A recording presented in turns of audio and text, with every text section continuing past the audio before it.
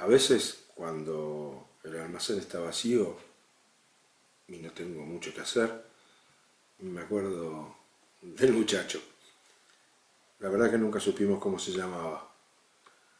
Era más o menos para principio de la primavera. Él llegó y acampó cerca de la playa, muy cerquita de la casa de la viuda de los Espinosa. Vino al almacén a comprar, compró algunas conservas, fideos, yerba. Y yo pensé que era un mochilero que iba para el sur y que había hecho escala en el pueblo, en Puente Viejo. La cuestión es que tenía la barba desprolija, el pelo largo sobre los hombros, y cuando yo le estaba haciendo la cuenta, se vio reflejado en el vidrio del almacén y me preguntó por la peluquería, por una peluquería en el pueblo. En Puente Viejo había dos peluquerías en ese momento. La del viejo Melchor, y cada vez que lo pienso, digo, si yo le hubiese dicho que fuera a la peluquería de Melchor, tal vez no hubiera sucedido lo que sucedió, pero bueno, qué sé yo, tal vez por el destino no se hubiera podido evitar. La peluquería de Melchor quedaba en la otra punta del pueblo, así que le recomendé la del Cervino. Y parece que cuando se estaba cortando el pelo, en la de Cervino, apareció la francesa. Y lo miró como solía mirar la francesa a los hombres. Y entonces el muchacho se quedó en el pueblo, se quedó acampando. Venía muy pocas veces a comprar, pero seguía en el pueblo. Servino y su mujer habían venido, no hacía mucho más de un año, tal vez menos de un año, para la temporada anterior. Habían puesto la peluquería así muy moderna. Servino traía título de peluquero, había ganado un concurso de corte a la navaja, tenía sillón giratorio, ponía savia vegetal, y si algunos no lo paraban le ponía spray también. Y además tenía el gráfico todas las semanas rigurosamente en la librería. Y además estaba la francesa. Yo nunca vi una mujer como la francesa. No sé, por ahí era porque no usaba corpiño. Incluso en invierno debajo del pullover uno adivinaba que no tenía nada. También tenía esa costumbre de aparecerse en la peluquería y adelante de todos, casi a medio vestir, se pintaba lentamente y largamente. Y Servino ni se daba cuenta del tema. Servino estaba siempre afanado, trabajando sobre las cabezas de los clientes. De vez en cuando hacía sonar la tijera en el aire. Además Servino era muy tímido, tenía una personalidad muy callada, no sabíamos mucho acerca de los dos. En cambio la francesa era como más arrogante. La francesa yo creo que tenía su secreto en la manera de mirar. Este te miraba fijo y tenías que bajar la vista. Ella tenía una mirada que tenía como un brillo casi de burla, como si supiera que ningún hombre estaba a la altura de ella en ese pueblo. Te miraba incitante, provisoria, y así como te miraba, te dejaba desdeñosa, te soltaba. Y la verdad que eso a muchos hombres no les caía muy simpático. Sobre todo a los gallitos del pueblo que estaban acostumbrados a que nadie les dijera que no. Por ejemplo, a Russo Nielsen y algunos otros. En realidad, ellos no toleraban eso de la francesa. Y tampoco las mujeres del pueblo que no podían o no querían, no podían competir contra los escotes que ella tenía. El tema es que el muchacho se quedó.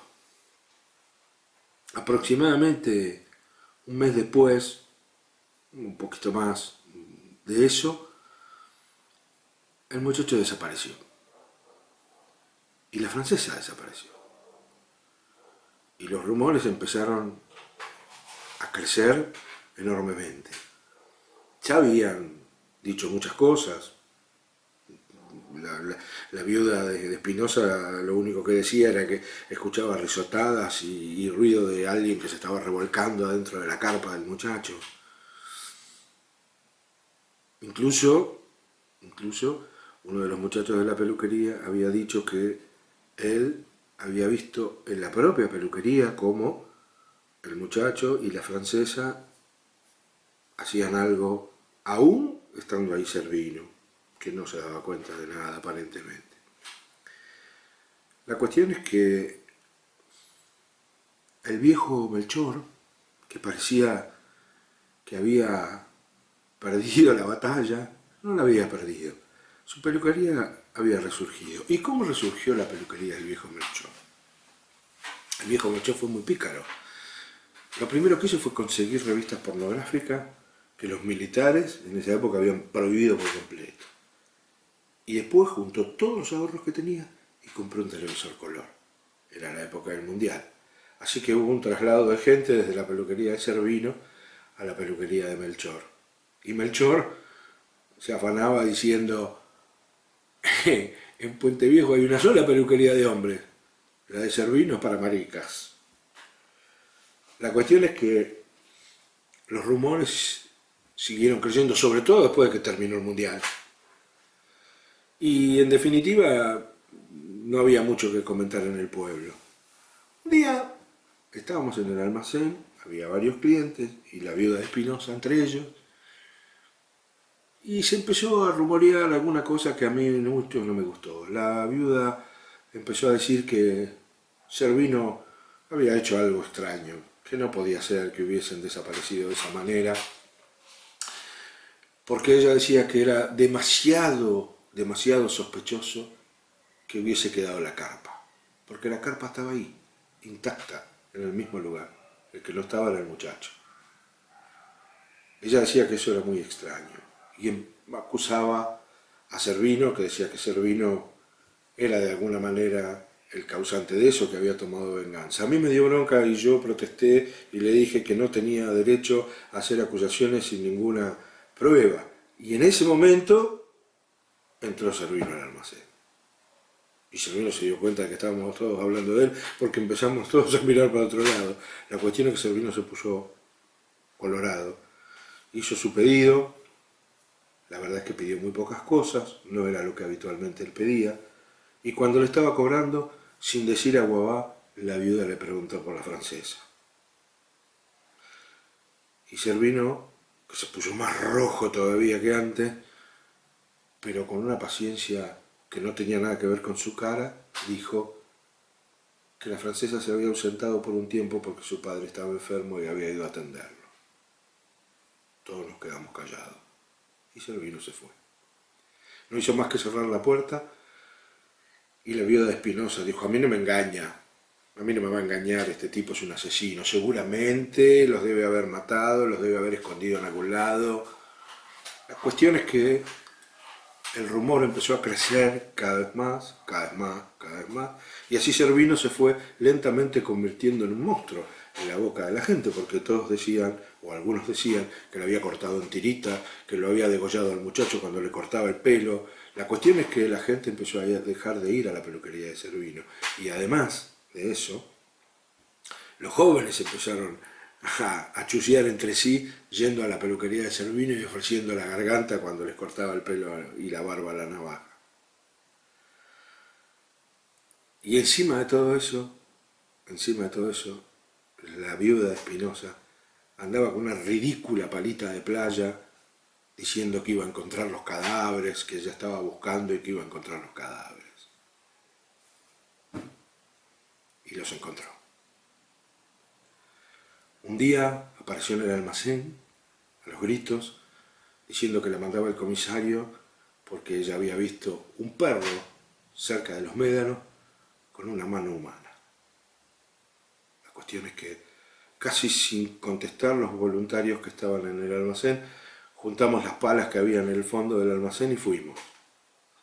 La comitiva iba caminando, la viuda de Espinosa iba adelante, airosa con su palita de playa, y atrás íbamos nosotros con las palas.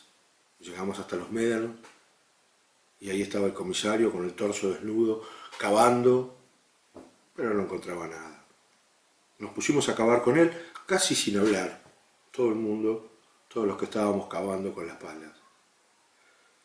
Hasta que apareció un perro, el mismo perro que había visto la vida de Espinosa, y empezó a ladrar descomunalmente alrededor del lugar. El comisario lo quiso espantar, pero el perro no se iba y seguía ladrando. Con lo cual llegamos a la conclusión de que ahí podía haber algo. Empezamos a cavar ahí y efectivamente apareció un cuerpo. Todos se quedaron aterrados y retrocedieron. Yo no. Yo me acerqué y lo miré. Tenía un agujero negro en la cabeza, en la frente, y los ojos llenos de tierra. Pero no era el muchacho. Le quise decir al comisario, y cuando me di vuelta, parecía una escena de una película. Todos habían empezado a encontrar pedazos de cadáver, cabezas, torsos, manos, horrible, un olor nauseabundo. Yo vi una espalda acribillada y una cabeza con un pañuelo vendando los ojos. El comisario pegó un grito y dijo que nos quedáramos todos quietos, que iba a buscar instrucciones, y se fue hacia el pueblo. Nosotros nos quedamos ahí parados, mudos. El pueblo era el de siempre, las mismas casas, la misma gente. Esto no podía estar pasando en Puente Viejo. Yo no sé cuánto tiempo pasó hasta que volvió el comisario, pero cuando volvió enérgico, listo como para dar órdenes, erguido, y dijo: a ver, todo el mundo, a tapar y a volver a enterrar los cadáveres. Y el perro siguió ladrando y molestando. Puso la rodilla en tierra, sacó el revólver y le disparó. Lo empujó con las piernas y dijo que lo enterráramos junto con los cadáveres. Nadie dijo nada. Solo la viuda Espinosa seguía mirando porque ella quería encontrar a la francesa. Una vez que tapamos todo, el comisario dijo: de esto nadie habla con nadie. Y tomó nota de los nombres de cada uno de nosotros y los escribió en un cuaderno. Y nos fuimos. Unos días después volvió la francesa, parece que su padre se había recuperado. Del muchacho nunca más hablamos. Y la carpa se la robaron apenas empezó la temporada. Infierno Grande, de Guillermo Martínez.